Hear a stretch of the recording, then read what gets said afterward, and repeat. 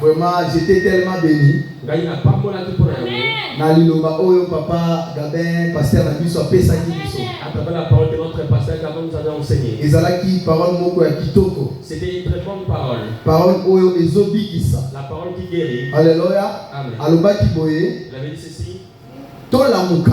Nous sommes obligés de se réveiller. En tout cas, ezana baptême tant on a bandai ko méditer. Lorsque j'étais en train de méditer. Avant dimanche oeleki. Avant le dimanche. Nazaraki déjà un enseignement sur ce point-là. J'avais déjà l'enseignement pareil. Je devrais enseigner sur les signes du temps de la fin. Mais à ma grande surprise, le dimanche, papa a payé. Le dimanche, j'ai vu papa enseigner ça. Et quand j'ai entendu, Seigneur, le Saint-Esprit parle. Et à la fin, je lui ai dit, papa, j'avais un message sur ça. Mais vous avez tout dit. En tout cas, que Dieu soit loué. Alléluia. Vous voyez ces gens de terre et ces enseignements, c'est tellement capital c'est tellement capital pour ceux-là qui croient en Jésus. Parce que pourquoi? C'est parce que nous qui sommes là, nous sommes en train d'attendre juste un jour. Ce jour-là, c'est quel jour? C'est le jour du Seigneur.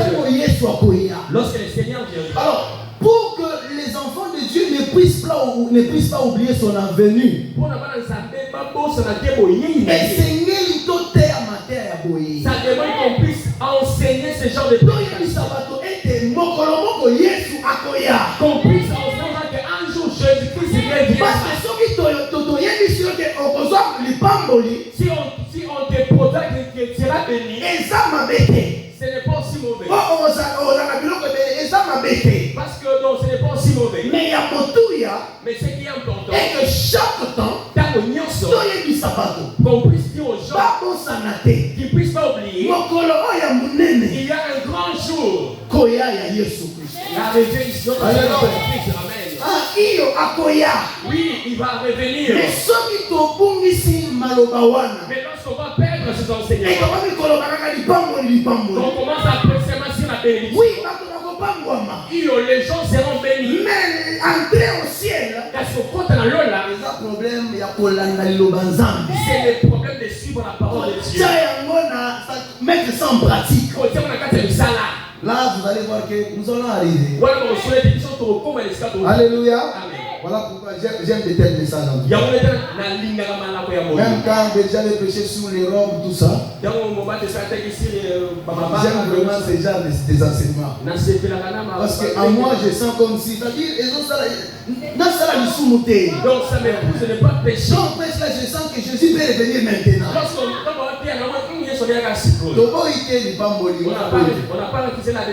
Mais dans le Bible, il y a ce qui est important, c'est qu'il faut dire aux gens, même si dans la bénédiction, qu'ils ne puissent pas oublier que Jésus revient. Amen. Aujourd'hui, nous avons une autre parole. Nous sommes dans le livre de Tite, chapitre 2. Nous lisons à partir du 11e verset jusqu'au 15e verset. Nous lisons au nom de Jésus. Amen. Car la grâce de Dieu, source de salut pour tous les hommes,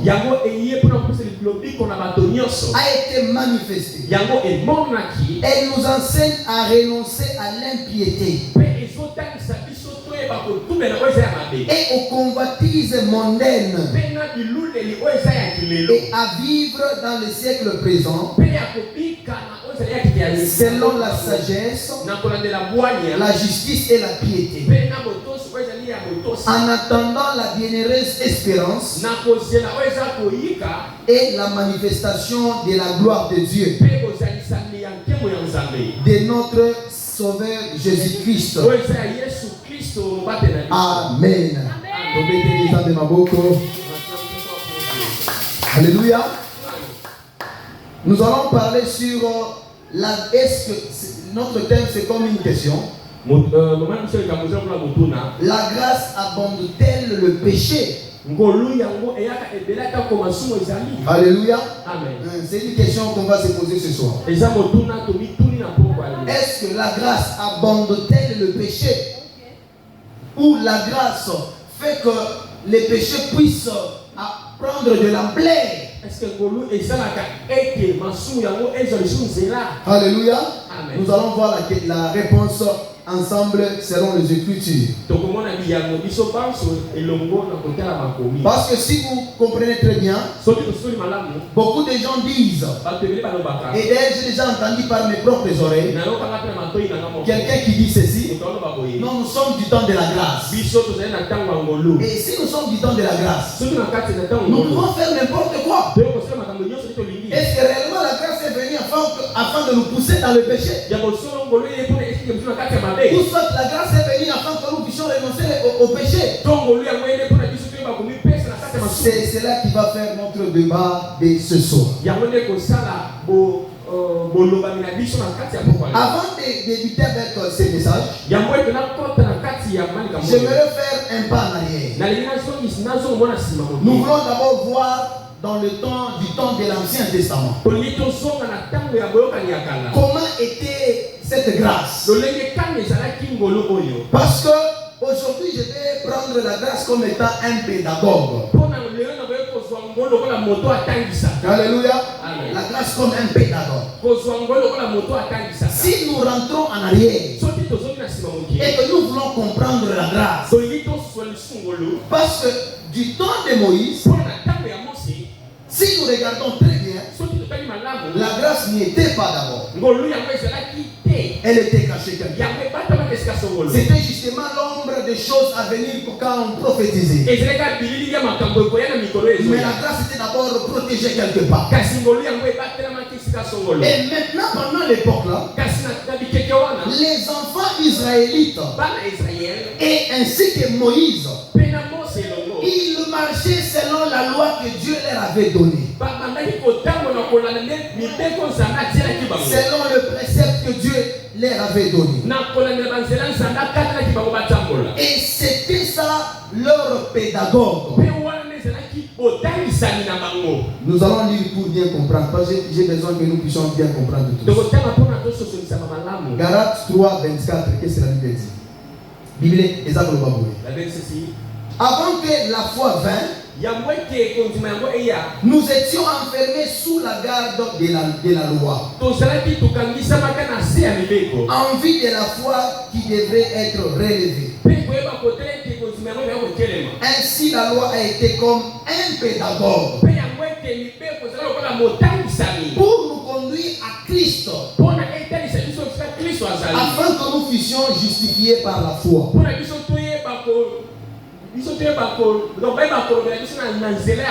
La foi étant venue, nous ne sommes plus sous ces pédagogues qui est la loi, car vous êtes tous fils de Dieu par la foi en Jésus-Christ. Alléluia. C'est-à-dire du temps jadis, il y avait la loi selon que Dieu avait donné à Moïse. Mais cette loi, c'était uniquement pour faire que les enfants de Dieu ne puissent pas dérailler, que les enfants de Dieu ne puissent pas s'éloigner de Dieu. Parce que s'il n'y a pas de règlement, même dans une maison, s'il n'y a pas de règlement, les enfants peuvent tout faire. Maintenant, pour que les enfants puissent respecter et marcher selon les normes de la maison, il faut qu'il y ait un règlement d'ordre. Et voilà pourquoi avant la venue de la grâce, il y avait la loi. Et cette loi, c'était que les enfants israélites devaient marcher dans cela. Des pères qui ne se perdent. C'est-à-dire la loi était un pédagogue. Un pédagogue, comme nous avons déjà des professeurs ici. C'est-à-dire la pédagogie, c'est l'art d'enseigner. En prenant des techniques, des méthodes pour un bon apprentissage. Même si un professeur veut faire comprendre aux enfants, il doit utiliser des techniques et des moyens pour que les enfants comprennent. C'est comme ça aussi Dieu, il a donné cette loi qui était justement un pédagogue pour enseigner aux enfants israélites que ces gens-là puissent avoir peur. Que si nous péchons, nous serons tués. Si nous péchons, nous allons nous séparer de Dieu. Et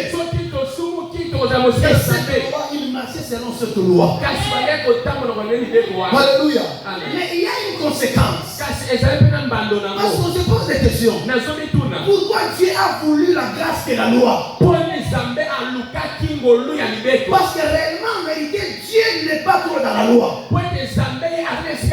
Mais il est dans la grâce. Parce que lui-même, c'est un Dieu de grâce. Alors nous allons comprendre. Malgré que cela était le pédagogue qui les dirigeait, mais ça faisait que les péchés puissent toujours abonder. C'est l'une des raisons que Jésus a dit. Il faut qu'il y ait maintenant la grâce. Parce que s'il n'y a pas de grâce, les péchés vont abonder. Romains 5:20. La Bible dit ceci. Or, la loi est intervenue pour que l'offense abondât. Pour que l'offense, c'est-à-dire pour que le péché s'accroisse. Mais là où le péché a abondé, la grâce surabonde. Afin que, comme le péché a régné par la mort, ainsi la grâce régna par la justice. Pour la vie éternelle par Jésus-Christ notre Seigneur. Alléluia. Vous allez comprendre ici. La Bible dit ceci. La loi est intervenue pour que les péchés croissent. C'est-à-dire le péché est en train de s'accroître chaque jour. Et Dieu lui-même, Dieu n'a jamais voulu que les péchés puissent s'accroître. Mais Dieu veut que les gens ne soient plus de péché. Et que le péché ne soit plus. Mais ici, la loi est en train d'abonder les péchés. Pourquoi? Il est écrit dans la parole. Si vous lisez Matthieu chapitre 5, 38, vous allez comprendre. La Bible dit, Jésus est en train de parler aux disciples. Qu'il vous a été dit. Tu feras ce qu'on dit œil pour œil, dent pour dent. Tu me frappes, je te frappe. Tu me fais du mal, je te restitue aussi. Tu me voles, je te vole aussi. Or, en faisant cela, c'est ce que la loi dit. Mais si nous entrons en profondeur, si nous regardons très bien, ces phénomènes fait que le péché puisse abonder.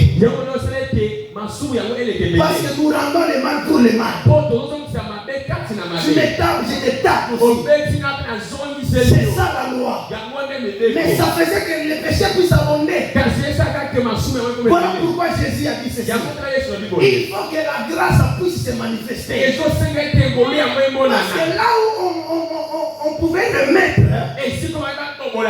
selon la loi, mais la grâce dit ceci. Quand on te frappe, aussi la deuxième jour, ne remets pas le mal pour le mal.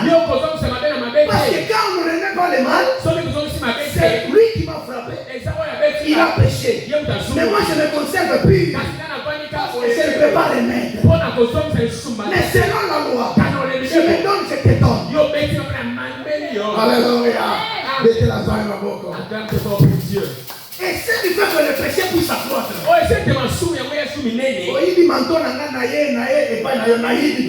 Si tu m'involes, c'est-à-dire le monde devient maintenant le monde des voleurs. Mais si le monde devient le monde des voleurs, personne n'entrera au ciel. Le plan de Dieu est que tous puissions entrer dans le ciel. Mais si on ne peut entrer dans le ciel, par la loi c'est impossible. Mais par la grâce c'est possible. Alléluia. Si nous voulons respecter la loi et suivre cette loi de la Bible, personne ne pouvait entrer dans le ciel. Personne ne serait justifié. Tous nous sommes des pécheurs. Nous sommes dans des familles pécheresses. Mais s'il n'y avait pas Jésus, si Jésus n'avait pas dit que quiconque croit sera mon enfant, on serait perdu depuis longtemps. Mais il dit ceci: là où les péchés abondés par la loi, la grâce a surabondé. Alléluia. Voilà pourquoi toi et moi, nous avons été sauvés. Nous n'avons rien payé. Aucun prix que nous avons donné. Même pas un franc. Mais par la grâce, par au moyen de la foi, nous avons été justifiés. Alléluia. Maintenant, la loi qui était le pédagogue a été remplacée par la grâce. Maintenant, la grâce est devenue le nouveau pédagogue. C'est-à-dire c'est la grâce maintenant qui nous conduit. Et cette grâce maintenant c'est quoi? C'est ce que Tite dit. Que voilà la grâce s'est manifestée. Alléluia. Il dit ceci: car la grâce de Dieu, source de salut pour tous les hommes, a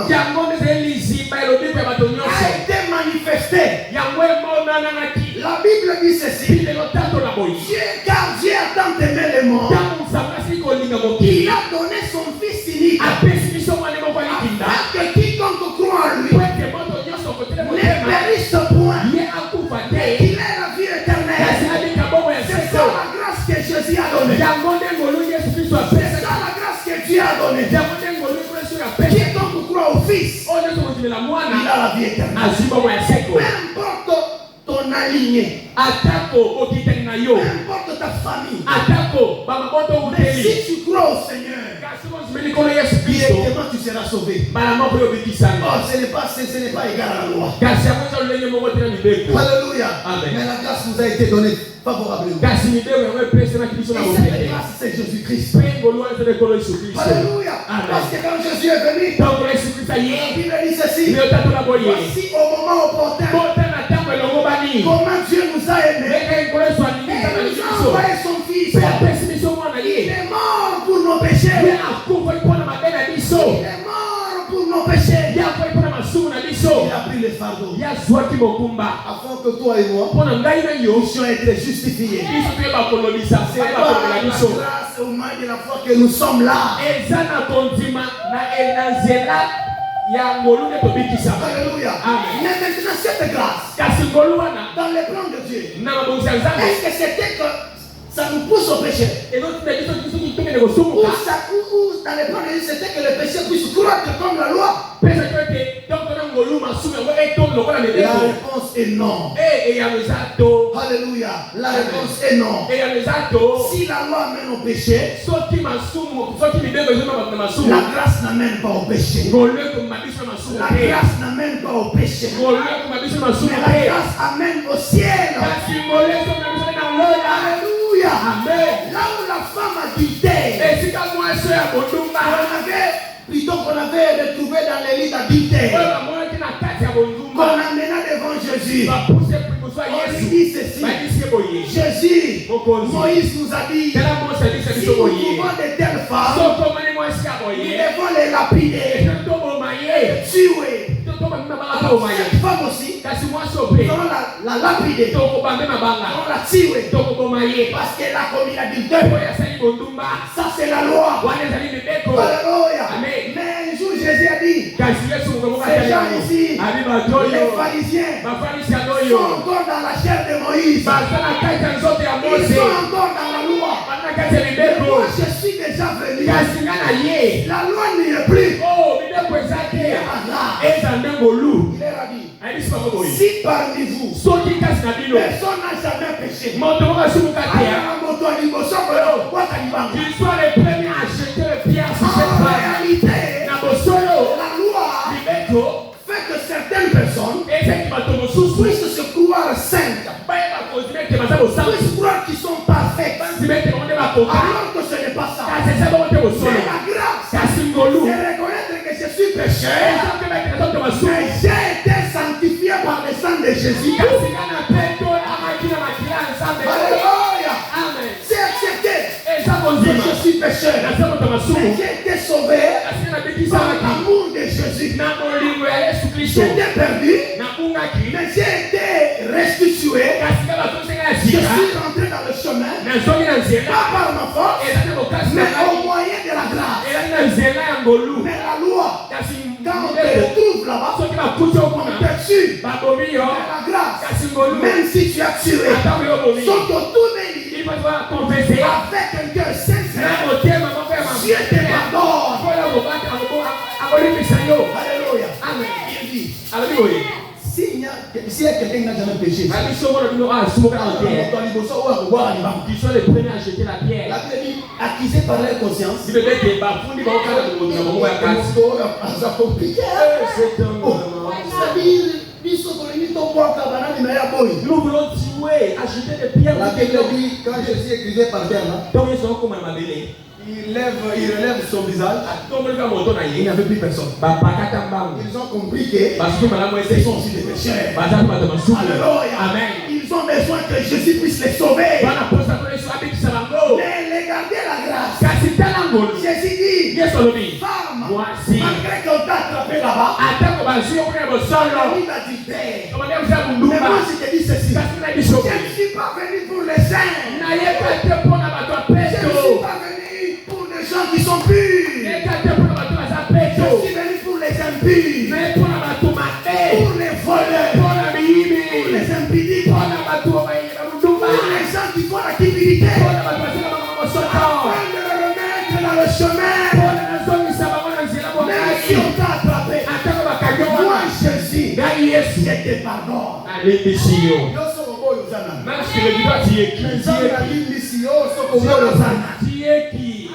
Je te pardonne. Mais il dit ceci, va et ne pêche plus. Alléluia. C'est là où il y a maintenant l'interdiction de la grâce.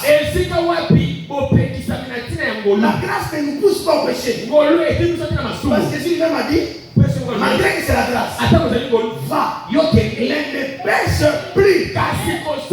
Si tu pêches encore, c'est peut-être impossible. Si je ne serais pas là, on allait te lapider. Mais va, ne pêche plus. C'est là où il y a la grâce.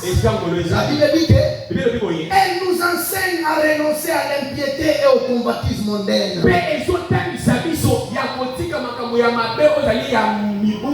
C'est-à-dire la grâce par laquelle nous avons été sauvés ne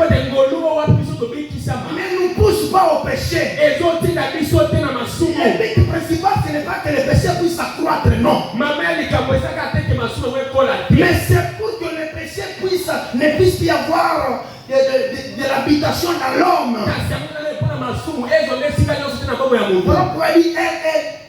Elle nous enseigne à renoncer au péché. Parce que quand on voit Jésus, on voit sa parole. Quand on voit sa parole et que nous la mettons en pratique, on ne peut pas pécher. Nous serons des enfants de Dieu. Et nous allons marcher selon ce que Dieu est en train de nous recommander. Mais aujourd'hui, les gens, ils disent quoi? Non, nous sommes du temps de la grâce. Non, Dieu a déjà tout fait. Alléluia. Ce n'est pas une permission au péché. La grâce n'est pas une permission au péché. Mais la grâce te dit ceci. Tu étais pécheur. Tu étais ingrat. Mais Dieu dans son amour, il t'a aimé en tant que pécheur. Et il veut que tu reviennes. En revenant, laisse ces choses. Alléluia. Amen.